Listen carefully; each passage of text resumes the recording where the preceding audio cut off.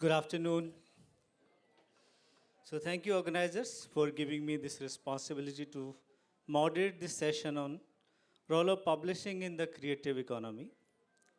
And to do the honor, I have very eminent panel. So let me first give a brief introduction about the panel and then we'll start. I have with me, just right to me, is Millie Aishwarya. She is the publisher and representing Penguin Random House. So Millie ji, welcome to you. Uh, we have with us, just my left side, is Malika Joshi. She is a cultural expert, writer and storyteller of Indian folk art.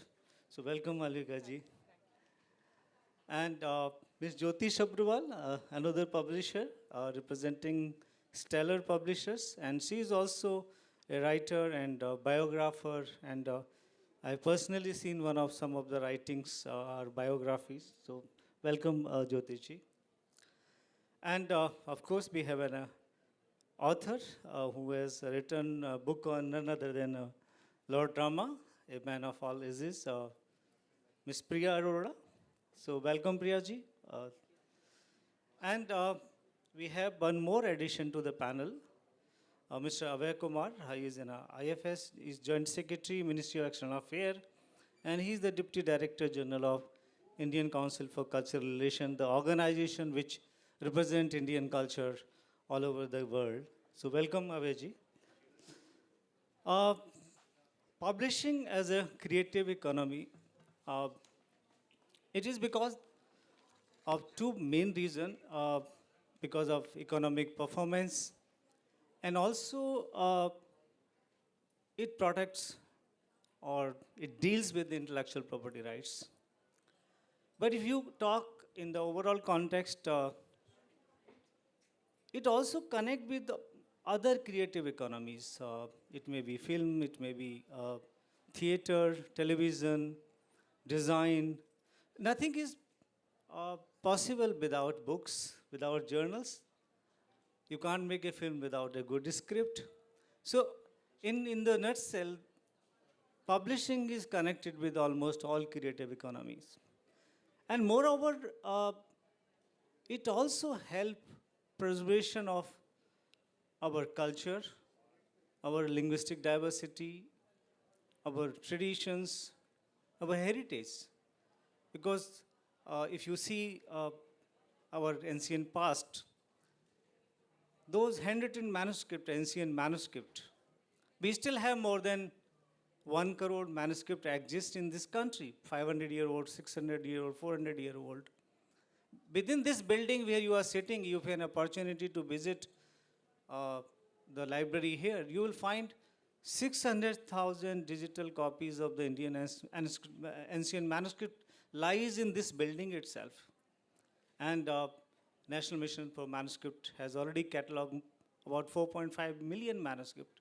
So all these our intellectual creations in ancient times, able to preserve our heritage, be able to know what we were in the past.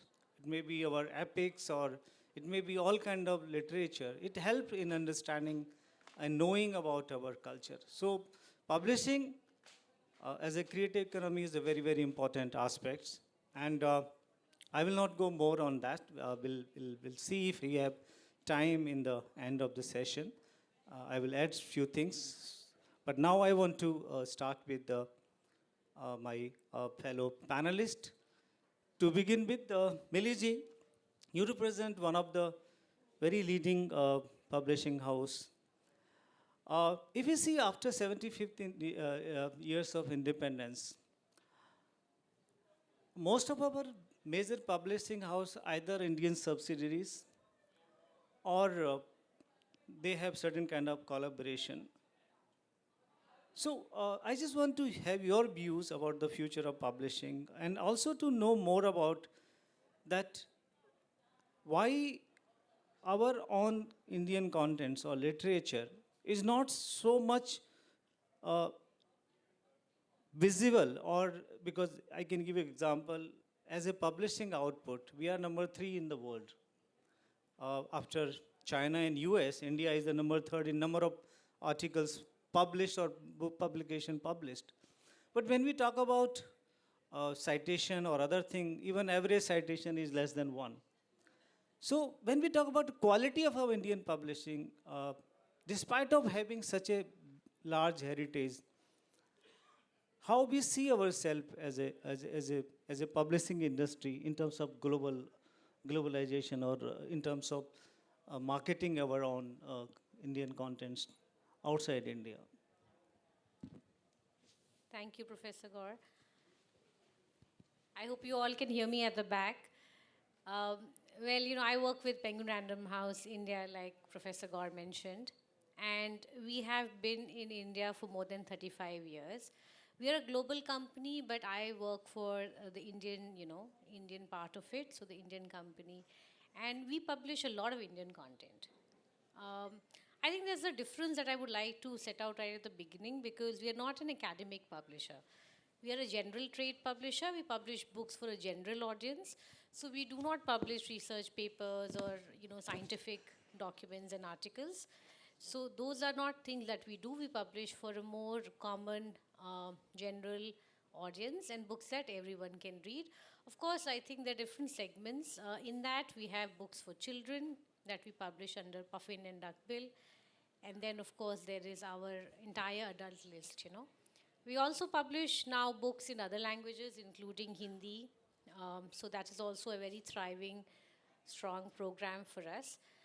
I think in terms of making India's mark in the global scene, we have accomplished a lot, particularly recently because just last year we won, both the Booker prizes.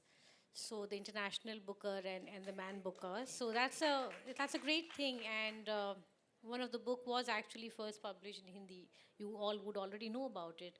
So Reet Samadhi by Gitanjali Shri was originally a Hindi novel which we translated and published as Tomb of Sand. And the entire world now knows about it because of the international prize. So the prizes definitely help in terms of visibility and awareness. And now the book is getting translated into all international languages as well for different regions. So I think there is a lot of scope in Indian writing, in our stories, in our heritage. And as part of Penguin, translation is also a very strong part of what we do. So we have been publishing translations for quite a few years. But now everyone is even more interested. I was in London Book Fair a few months ago and international publishers are asking me for a really good Malayalam novel or writers from other languages in India. So there is a keen interest because they feel that there is very good quality writing. So I slightly disagree in terms of what I have experienced in general trade publishing. We do publish a lot of good books, a lot of good authors. We have big diaspora authors. We published Salman Rushdie recently, in February, his new novel Victory City, and it's actually set in India. So there is, I think, now a renewed interest and hunger for stories from India, and I'm sure we can do more because we are a very big country. We are like a continent, I feel at times, because there's so many different states, languages, culture, and we all represent some of it, in what we are. So there is more potential. I think we should definitely do more in this area, highlight our work, our authors, our writing, and that is what Penguin India is aiming to do. Thank you, Millie. Definitely, Penguin as a publisher has done remarkable work. But definitely, I will come back to you. My question was definitely in terms of establishing Indian contents globally, and some of example you have given are very well. So I will come back to you after that. I have with us Malvika ji, who is a very well-known storyteller, a cultural expert. Malvika ji, we know that storytelling is a very age-old concept in India. From our Dada Dadi, Nana Nani, we have been hearing a lot about Indian good stories. My question to you is that, when we see globally, except as per my understanding and knowledge, Panchatantra, most of our stories are not very well globally known. But we have a large, huge collection of such stories. So, in your opinion, what we need to do to create visibility of these stories and to include in our uh, like formalized way of literature in schools or colleges, and also to uh, reach out to the larger audience globally. Thank you, Dr. Kaur. It's privilege being sitting here and talking on such a wonderful topic. Uh, as far as I understand, it's not only Panchatantra. We have many more tales which are to be told to the children, to students, and of course the young folk also. You have Mahabharat, it's filled up with stories. You have Ramayana, it is filled up with stories. You have the Jataka tales, you have Hitopadesh. There are many, many, many. And if we talk about Panchatantra also, only a few stories of Panchatantra, they are revolving. Rest all are inside the box. So we have to take out these stories and get it to the children via books. Why books? Because that concept of telling stories to children by the grandparents has gone. Being a small family, the children, they don't know about the stories. The parents, they don't have time. So that's why these talking books and all are coming. We have the talking pens, they tell the stories. But then somewhere the connect is missing. You can, the AI can tell you the story, but then what about the emotion when the child holds your hand and says, oh, फिर ये क्या हुआ, ऐसा हुआ? No. So when I'm reading a book to a child, then those emotions are also going to the child. The child can feel connected to it. So it is important, and it is very, very important to get all the stories in the right context. We have to get them to this day.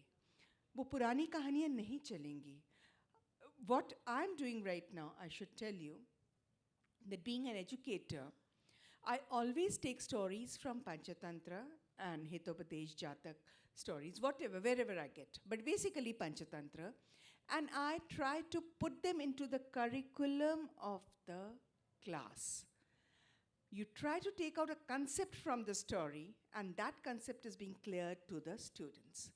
So in that way, you're getting the story also, you're getting the value of the story, as like you are getting the concept also clear. Now many people ask me, ki concept kaise clear karenge? How will you clear a concept from a this thing, Panchatantra story? Yes, there are ways. There are ways.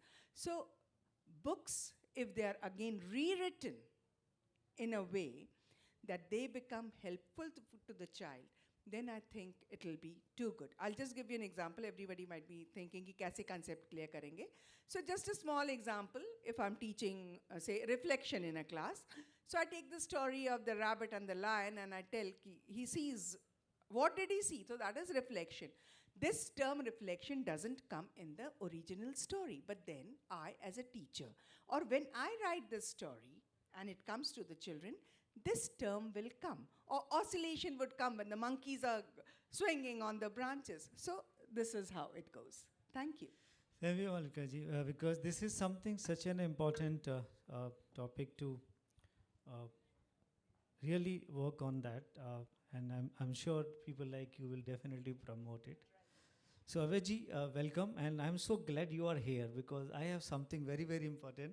Although I have not thought of it, I just thought of when I came to know that you are here. See, literature is something which help in knowing a country, knowing about culture, about tradition, your history, and everything. I've been traveling across the world because I'm luckily associated with the libraries, archives, language, and other UNESCO committees. There are many countries who has certain programs to promote their culture, history, and literature by creating their own library section in different libraries all over the world. So, like, at least I know 3-4 countries who have been constantly approaching us to create their library corner in our department. Uh, ICCR is having cultural center in many countries. I have been visitor to these cultural center and have been collaborating also with many. What I'm like feeling that the amount of literature, even our government system, like institution like IGNCA or NVT or all government institution published, even that literature is not available in many of these cultural centers, or although it is easily can be freely made available. And similarly, uh, when I discussed this with several people in different countries to create an India corner, library corner in their national libraries or somewhere, they were very happy to accept that ideas. I think somewhere our literature should reach out to help them in knowing more about Indian culture, because I will give you one diplomat commented to me that we know a lot about yoga, but we don't know rest of Indian culture, tradition and history. So some kind of like awareness is required, some kind of orientation is required. Definitely, it may be not difficult to do this kind of awareness throughout the world. But literature is something which can travel, and if you keep it in some library or something. So that's the one idea, like how to promote Indian literature abroad. You may have something else to add. Thank you for this question. I was coming to, I thought that I'll add value to this discussion by bringing in this aspect of Indian culture. So, I mean, personally, at a personal level, I think that we need a national translation agency because, as Mili said, most of the Indian literature which is translated, it is done at a private level. It's done by someone who is really passionate about translations and translates, and these works get recognized abroad. Uh, but as a collective effort, uh, we do not have a national translation center in India. And some countries, particularly I have seen Ireland, for example, or many other countries which pay special attention to literature. Our cultural organizations, I mean, I'm not speaking at this moment on behalf of any cultural organization, but cultural organizations, they do not promote literature. There is emphasis on performing arts.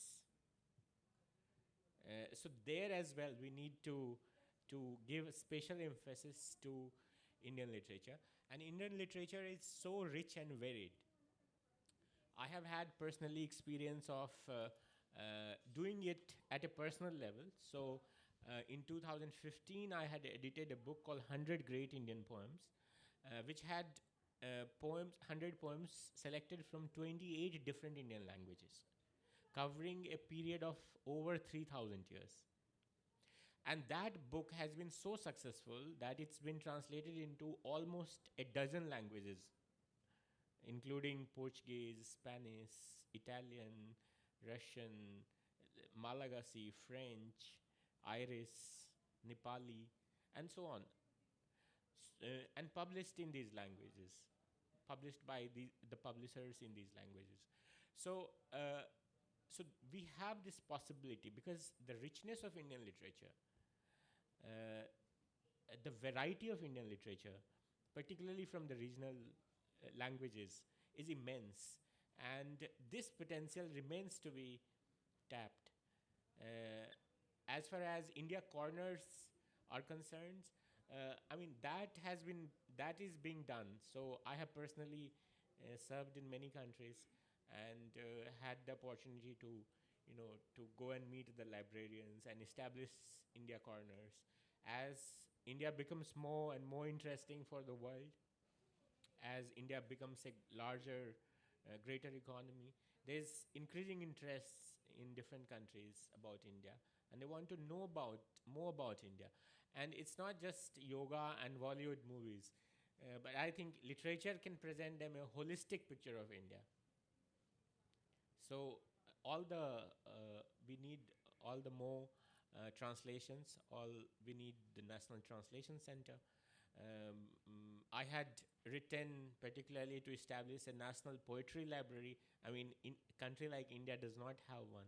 Have been working, trying to convince Sahitya Academy to do it, trying to convince the private uh, sector to take it up.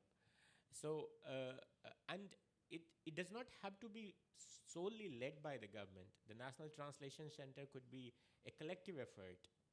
But I'm sure that once we have it, we will have enough quality translations to which could be published all across the world. Thank you.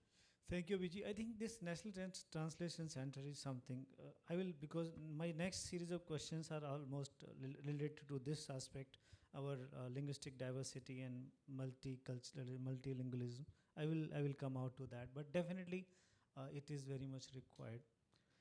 So Priyaji, you have written a book on Lord Rama, and also I've seen your work. You have been very extensively promoting our Indian ethos and our epics all over the world.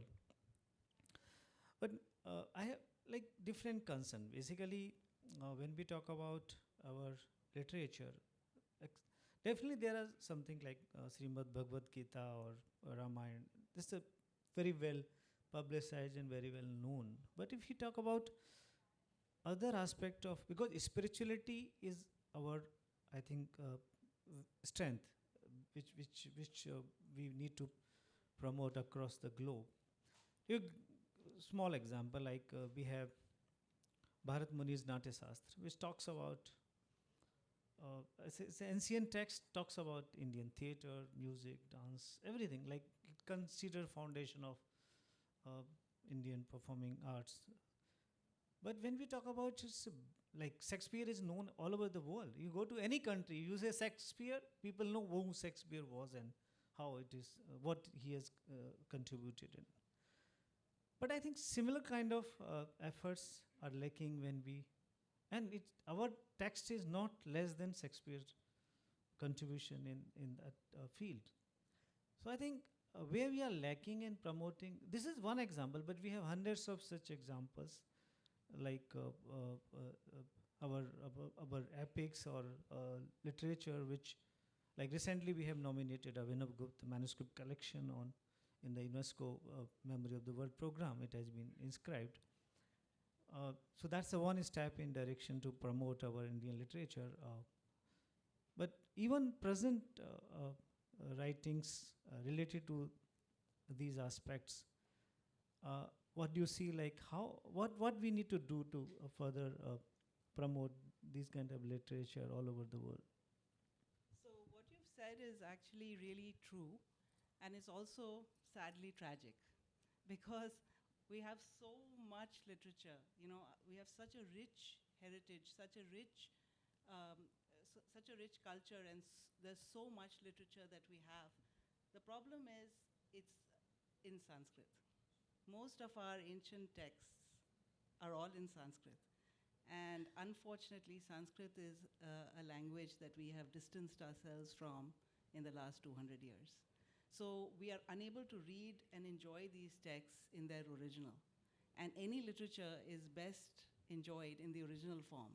The moment you translate it, you are diluting it, and it loses its flavor. Now, the answer to your question is about how to revive this. It's a long haul, but the actual answer is we have to revive Sanskrit. We have to put it back in our curriculum. I'm not saying to replace, English or anything else, but definitely it should have its place in our curriculum because it's the mother language of actually most world languages, not just Indian languages, but world languages. You know, I have enrolled myself at this stage in life in Sanskrit, in Sanskrit studies. And the reason is because I plowed through the 2-volume Gita Press, Sanskrit to English Ramayana. And it took me a whole year to do that because it was like an effort. And I did it because I enjoyed it. And I realized how much more there is to this book that the story we all know. We grew up with it, right? Everybody knows the Ramayana. But when you actually read it in its original form, there's so much more to it that we completely miss. So now, of course, reviving Sanskrit is not an overnight job, but yes, reviving our literature should be. And the only answer to that is to translate it into world languages, just like, and give it importance, just like yoga and Ayurveda are known worldwide today. And the reason is because it's been, this has been translated into many, many languages, into languages that people speak in. So I think if you ask me, that is a big thing that is, needs to be done, to translate. And my work, the reason why I wrote the book actually is I didn't plan to write the book. I wrote the book because after I studied those 2 fat volumes, I felt, oh my goodness, there's so much in the Ramayana which I felt I needed to bring out, you know? And so I wrote it and actually self-published it because I wanted to get it out there. So I did that earlier this year, and that's my story, but in contributing to that, to bring our works to the public and write it in a way that will appeal to a modern audience. You see, because nobody in today's world, first of all, reading has become so much less than it was. You know, when I was growing up, the biggest joy was to get books.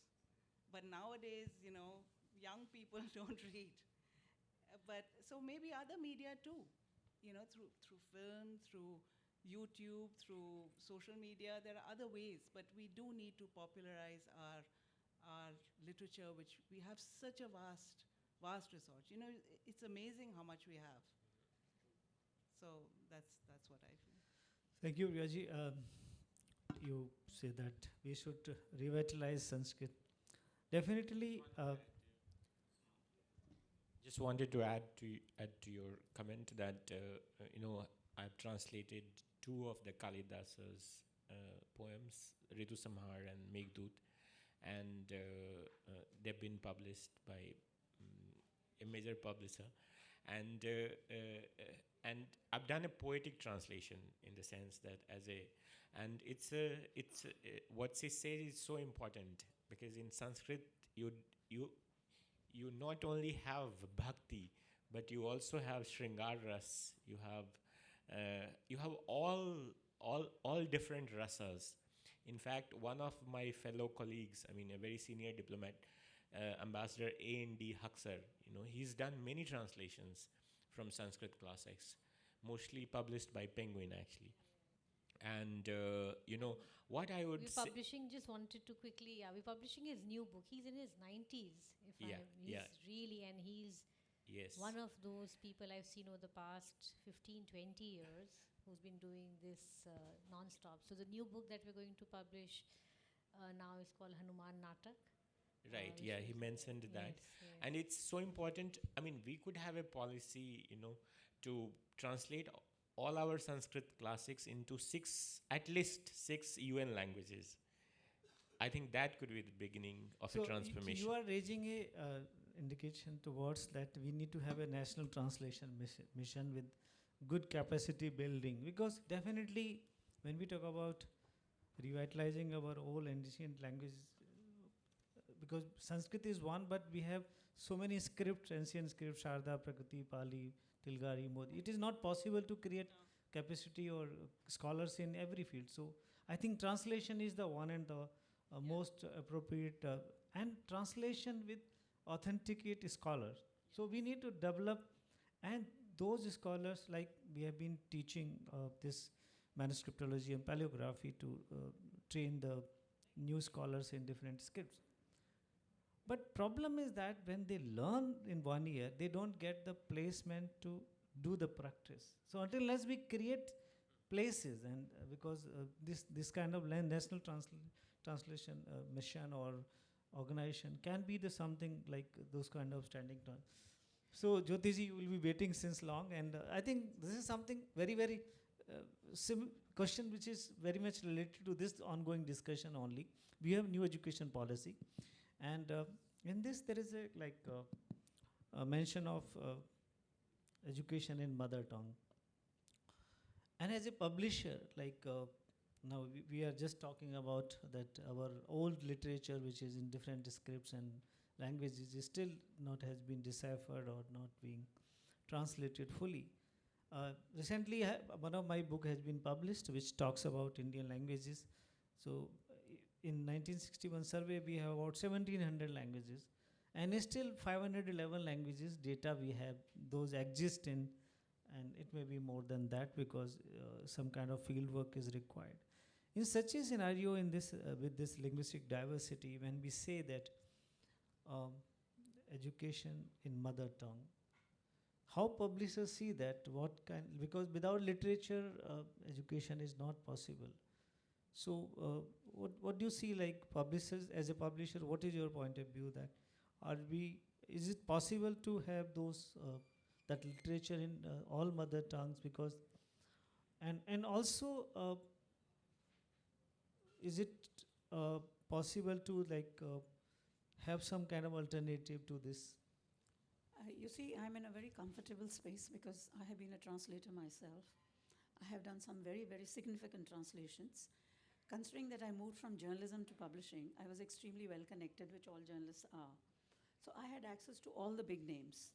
So when I published Mrinal Sen, which was the inaugural title of Stella post Macmillan, it went into so many regional languages. Then I translated Amrita Preetham's second autobiography, Shadows of Words, which is widely, widely accepted. Then I translated K.L. Sehgal's national award-winning book by Sharad Dutt, he's passed away, into English. And it got enormous attention. So, you know, I'm a little amused about talking about translations because Amrita Preetham was translated in more than 30 languages 40 years back.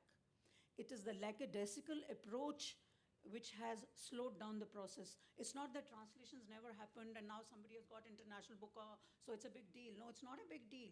Translations have always been there.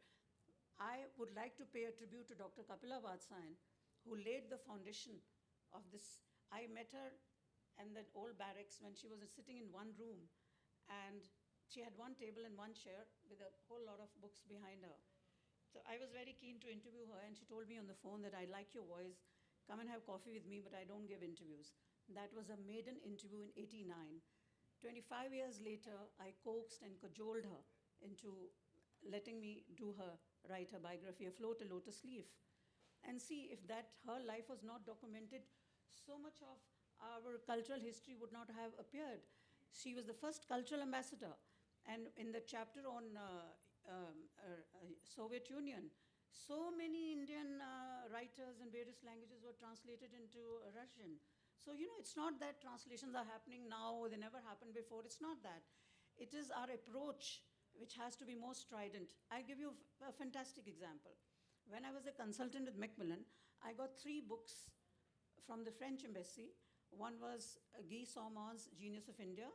The other was In Search of Mahabharata by Jean-Claude Carrier, who was the scriptwriter of both the play and the film. And the third was Yves Thorowald's Cinemas of India. You know, they had got it translated into English from French, and we at Macmillan published it. So now it's such a fantastic example. You see, our external affairs have to have more thrust on soft diplomacy. This is all part of cultural diplomacy, what Pandit Nehru called splash diplomacy, and that is how Kapila ji became the first cultural ambassador. And you know, she signed 40 cultural treaties as a single person. She flew around the world when we were known as a country of snake charmers and sadhus, you know. So they have to be people at the top who must have those literary sensibilities and also look at literature, Indians, such rich, diverse Indian literature, as a part of that cultural diplomacy, and that is the only way we globalize. Otherwise, the rest of it is all lip service. And as for your wonderful question on children being, of course, they have to be taught in mother tongue. I learned fantastic Punjabi from my grandmother. You know, I can speak first-rate Punjabi, but my core remains English. But even in my English honors, when I had Hindi as a subsidiary, it helped me to stay in touch with Hindi. That is why now, recently, I've released Amrita Preetham's first selected works anthology called The Ninth Flower. Interestingly, those books were picked by Amrita herself. She chose those books and gave to me. So, do you think So- publishers are prepared to bring out the literature in the various mother tongues? No, mother tongues, see, I being a niche publisher, being a boutique publisher, my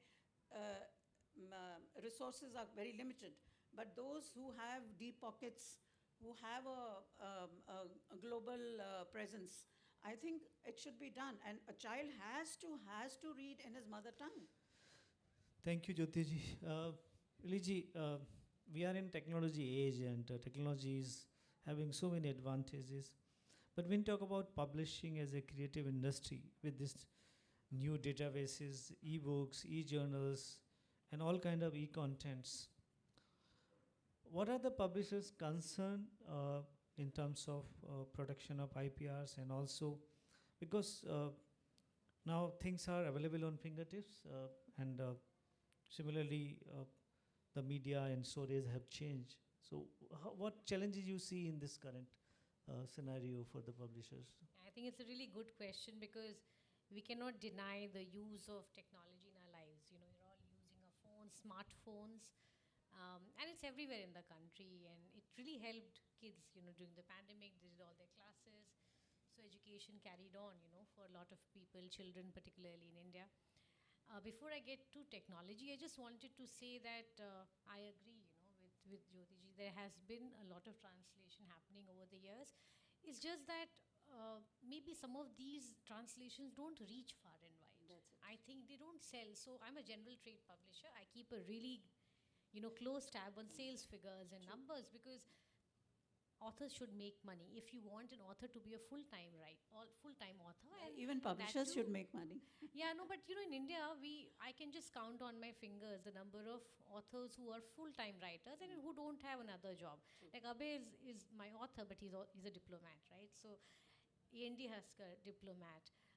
And we have other people also, like Vivek Debroy, doing a lot of good translations. And I'm happy to report that his translated Mahabharata, which is a big, you know, it's a big box set for us, very expensive with 18 parvas and 18 books, is one of our highest selling box sets actually. It's very expensive, people are buying it a lot. So we didn't think it would sell so much because it was expensive and it was... It's very encouraging, actually. Yeah, so but it is, so we were surprised, and it is one of our highest selling box sets, and we do a lot of box sets in other subjects as well.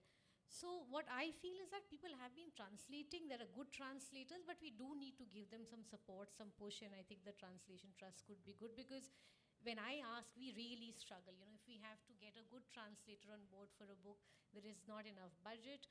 Or what I see is people who are really passionate for literature and have good, you know, income in their main jobs, they get into translation. So there are, you know, civil servants, there are people from corporate life who do it with a lot of passion in their own time.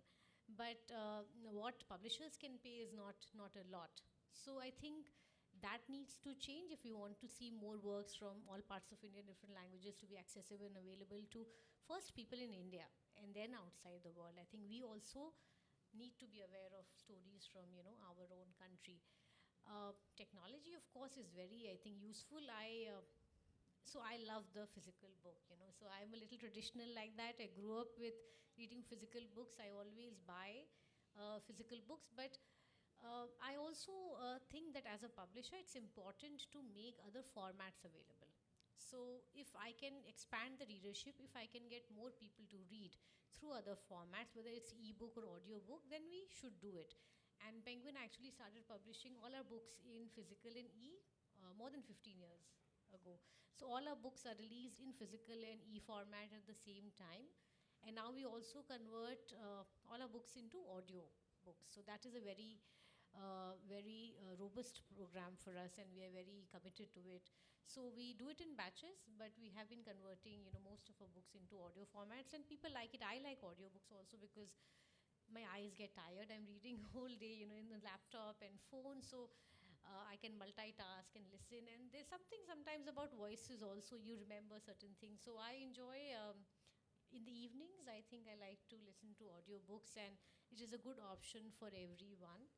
And why not? I think it is just another way of increasing your, you know, expanding your horizon and reading something and learning something.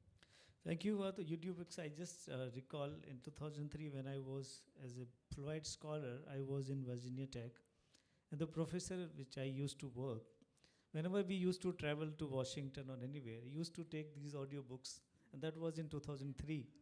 And most of the time, we were enjoying that entire book on audio.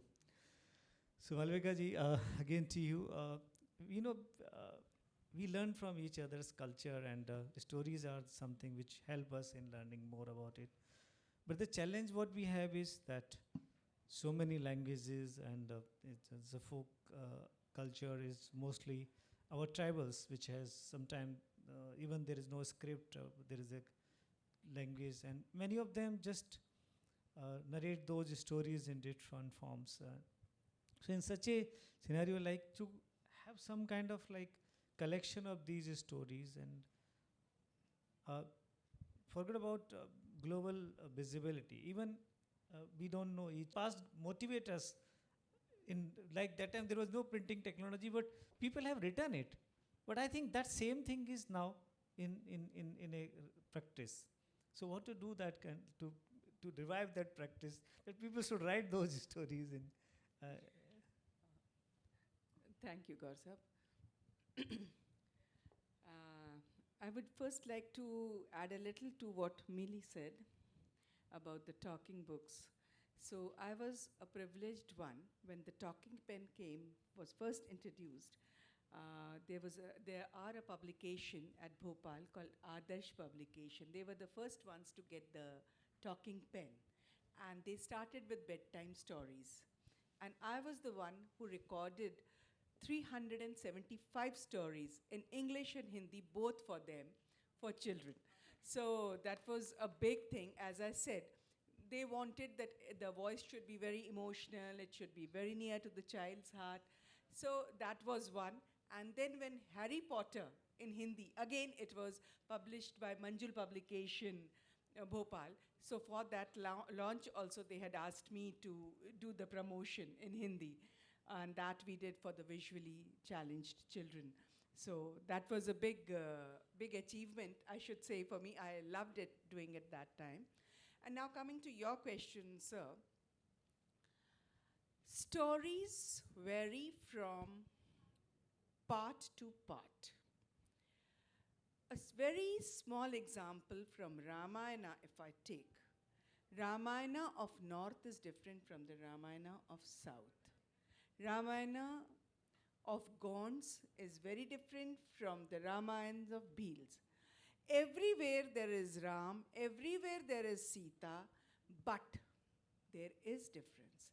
And this difference was very much prevalent when I worked for Vedahi, that form.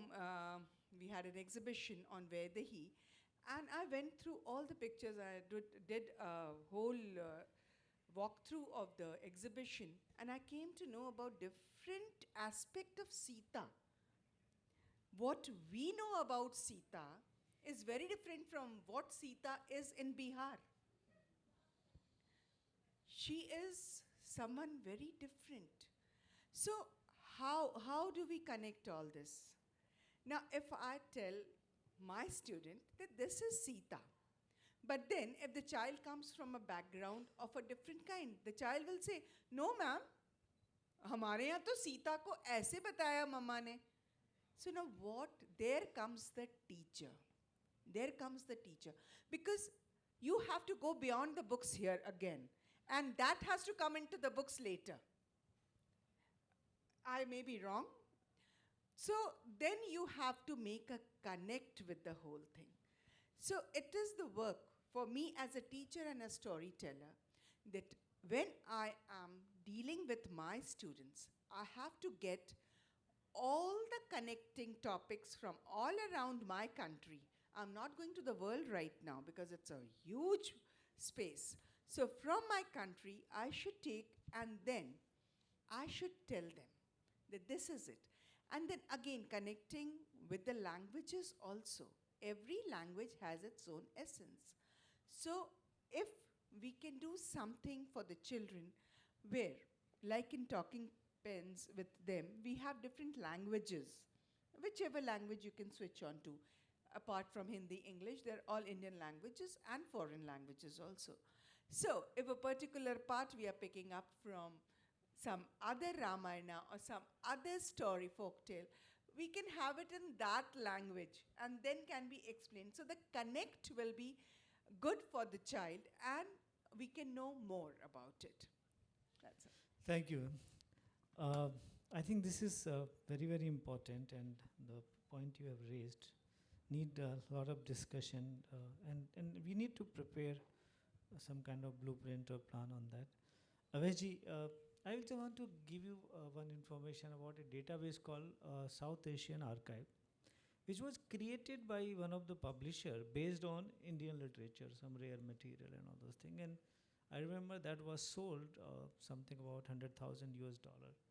Our own literature was sold to us in 100,000 US dollar by repackaging it. So my question is that we have such a like vast archival resources in this country, and we can create hundreds of such databases. Even that will be a boost to Indian publishing industry also. Like if we can create our own databases and can market to the rest of the world, and people are definitely. Give an example.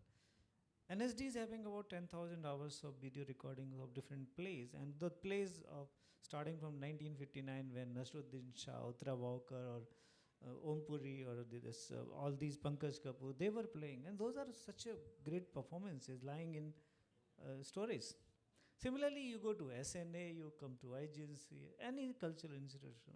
I'm not going beyond Ministry of Culture. Such a vast heritage, and there is this potential to convert into very good online digital libraries, which even forget about marketing. At least if we can take it out to the rest of the world, even our Indian diaspora, we are doing a lot of favor to our own country by telling them about our culture, our history, our traditions. So in this direction, I think because you are sitting on a place where something can be done and can be directed. So Very well put. See, I mean, I'll give you one example, the importance of translations. So, most of the Indian history was actually lost until we found the translations, through translations of Swansang, who had visited India, Nalanda actually, in 7th century, and written, I mean, not only written, but translated lots of texts and recorded it. So, and yet we have not understood the importance of translations. I'm not saying that translations are not happening. Translations have been happening since independence or before independence. Actually, Meghdut, for example, has been translated 100 times. You know, there are more than 100 translations of Kalidas's Meghdut. What I'm saying is that, do we really know how many translations have happened from India in which languages? Because we do not have that institutional memory. Nobody is collecting that data, as you said.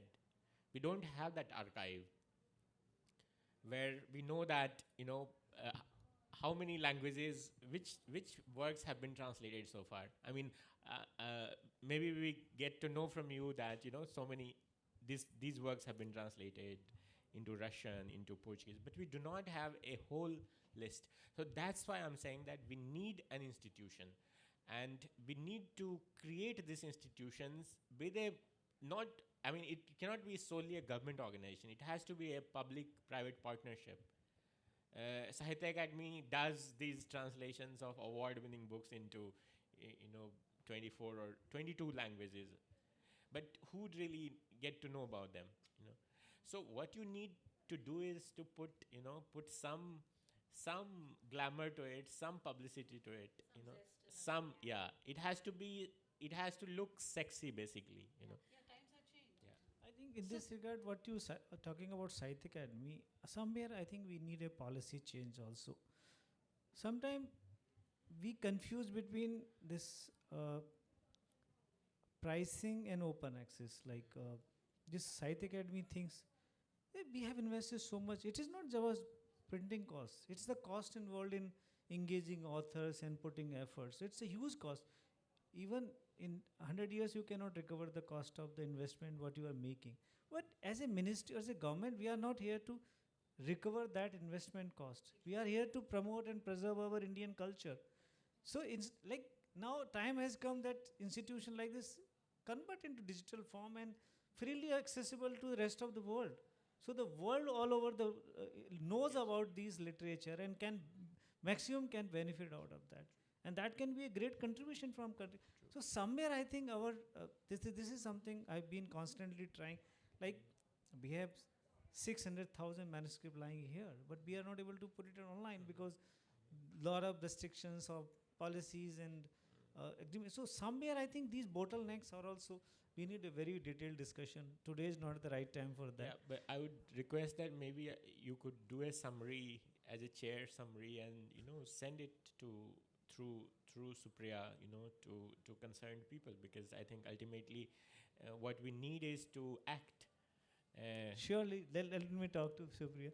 Yeah, maybe And what- Abhay is here, so we have him on record, and he's also going to push it, because I think there are two things. One is, of course, there's things that the government can do and maybe initiate. But I think in a country like India, what I have seen and learned is that unless there is individual passion from the officer or people, citizens, things really take a lot of time to happen or happen in a certain way. One example I think is, I went to the Bihar Museum. I was very surprised. I went to Patna and everyone said that, oh, you must go there. And I was like, okay.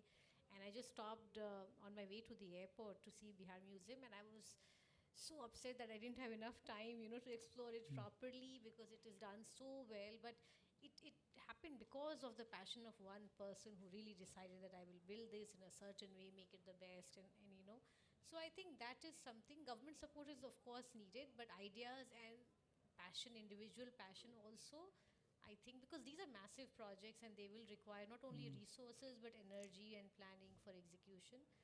So I think, but great I think ideas. that is possible only when the publishers see government not as a funding agency, it's see as a partner, and similarly government see publisher not as a taker of the money. Like those kind of, like those boundaries need to be crossed. I don't think it's a publisher's job. See, let's say if you are They- talking they are about not a, publisher job. It is our Yeah. all job. We like have the translation we- trust will mm. be like something which Yeah. everyone can access. Yes, right? sure. All good So I think we are left with 7 minutes. So Correct, two correct. more. Just wanted to add to that I've just edited a book called The Book of Bihari Literature, and it has, for the first time, we have had translations, but not translations from a language like Magahi, which is actually mother of many languages, not languages like Angika or Vajika. So you need this, individual passion plus this ecosystem, whole ecosystem. During this discussion, I also thought of, we do not have this system of impaneling the translators. For example, the difficulties if you have that these are like certified translators, you can easily go to them and ask them that, we need a translation from this language. Would you be able to do that? So to get the translations done, I had to create translators. There were no translators in these languages. We need professional So, translate. So Priya ji, I have been part of some business schools, and I know the case studies over there are from Harvard or from MIT or some big universities, and we spend a lot of money on these cases, buying those cases. But if you see our own epics, like take example Ramayana, he left for forest बनवास के लिए without any resource in hand. But entire 14 years, he developed the one of the huge army and everything he created within the natural resources. So who can be the better leader or team building? So many example or motivation from that. But why we are not able to even, maybe Mahabharata, Srimad Bhagavad, all our entire epics or literature is full of such cases where we can easily motivate our and if you talk about ethical business ethics, I think our stories have more ethical values than rest of those cases which are competitively driven toward economics only, no, without bothering about human values and other thing. So where we failed to create our own case studies for our on education and teaching. See, you're absolutely right. There's so much in our, in both Ramayana, Mahabharata, and actually in the Gita as well. In the Ramayana, actually, it's very interesting. There is a whole chapter which is about, it's a master class on governance, actually. And we don't think of the Ramayana as something that, teaches you how to govern. But when Bharat came to get Rama back, he went to Chitrakoot and said, please come back. And he refuses to go back. Before that, he gives him a whole lecture on how to run the country. And if you read that, that is something that you can use even today.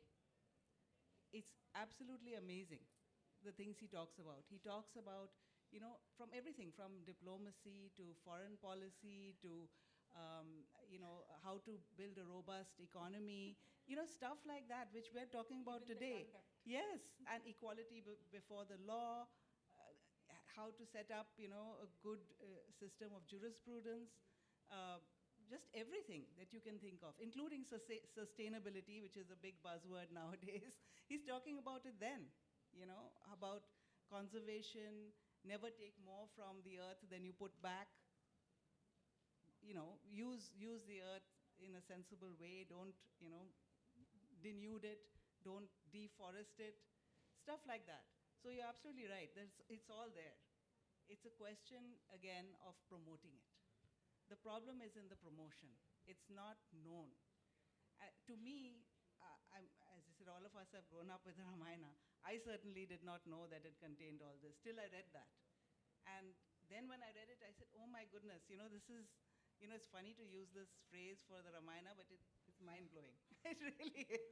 It's a very odd phrase to use.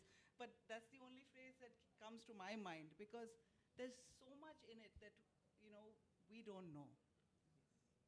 So that's what I feel. Every time you read Ramayana, something new comes. It's something New new, comes. and stuff which is Yes. relevant today.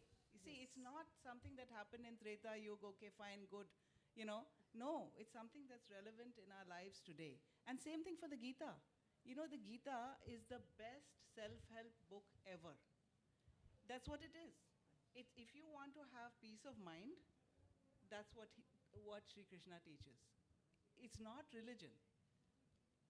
It's funny, it's not religion. He teaches you how to get peace of mind, how to be happy. That's what it is about. I think that's the biggest challenge, how to educate people that it is not about religion, it is about our culture, our history, our tradition, and our Indianness. So, Jyotiji, last question to you. Like we have been talking about different literature, but I know you are a biographer and you have written number of biographies. But if you see our entire history from our various eminent sent to such a eminent Rabindranath Tagore, say Arvindo, or so many, like it's a full list of great people from this country. I personally believe biographies can be very, very motivating, and also in terms of self-education, it help a lot. That reminds me of a wonderful statement by late poet Harivansh Rai Bachchan. Again, it was an exclusive which I got way back in '83 when I was 2 years after my internship at HT. And they put it on the cover of HT, and they were flooded with, I tell you, letters that they said, now we must put a stop to it. The same interview, I'm trying to come to a point. The same interview was republished when he departed in exactly 2003, 20 years later. And they mentioned it that 20 years later. He said something very interesting about biographies and autobiographies. He said it's not about yourself. It is a documentation of the times. It's a documentation of the people who have touched your lives in every sphere. And it's a socio-economic, socio-political. So this is what literature is all about. Literature is not about words. You take literature from any period. It is a reflection of those times. So you see, I totally agree with you that it is all about promotion. Now look at when we were in college, I bought such cheap, such beautifully produced. My Pushkin was always my favorite. I would go to the Russian Cultural Center and buy such cheap books, hardbound books, such beautifully produced. So that is the kind of, when we talk of promotion, globalization will remain a lip service till we really stridently promote and get into this ground. We have to be in touch with ground realities. Now, I've given you a wonderful example of the French embassy. There's a wonderful example of the US as our cultural center. So our cultural centers should be there all over with the best of translated works, and that is the only way to reach the global audience. Thank you, Jyotiji. So I think we are right on the time to finish our discussion, and it's a very clear message from all of you that this is one of the like pillar of our entire creative economy, because without publishing, without libraries, without archive, without authors, without literary personalities or literary organization, nothing is possible, because everything is directly related to our intellectual creations, and this is something key to that, and I'm sure organizer of this event will keep a note of it and take it forward, whatever suggestions you people have given, and I'm sure some kind of report will come out of based on our discussion, and I will be very happy to take it forward wherever it is possible, because I know that this is the best way to make India what we talk about the largest economy of the world, because creative inputs only help in developments. So with these words, I thank Supriya ji and all the organizers for giving me this opportunity. Thank you, my all fellow panelists, for making this wonderful event. Thank you very much. All the best. Thank you.